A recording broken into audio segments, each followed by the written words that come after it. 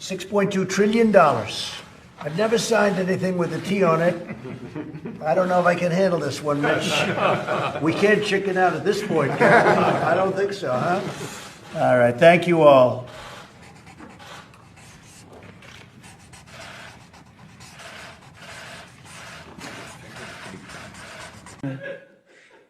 This is what happens when you have a quantity of something and then you add more to it. This is dilution. The principle is so simple that a child can understand.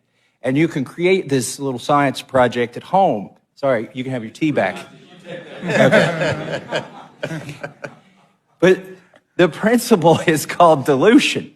And when you print $5 trillion and you put it into the economy, you have diluted the value of the money.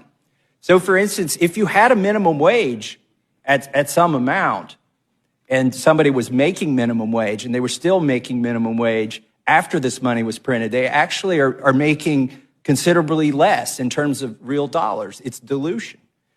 So the $5 trillion that we printed, I would argue, is the primary source of inflation. You know, we can say, well, eggs went up because feed went up, fuel went up because there's a war in Ukraine. You can find a lot of excuses for various different industries. But what is the probability that every price went up all at the same time? You can't blame them on specific supply chain problems. The thing how do you explain the global? Yes, I'm glad you asked me that, Professor Raskin. Because they did the same thing in Europe. They did this everywhere.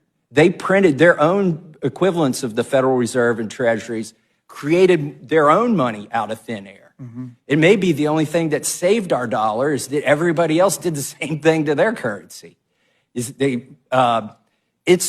And so the question is, right now we're coming up on the debt limit. Why isn't anybody proposing to print more money? Why aren't the economists proposing to print more money? Because it is poison.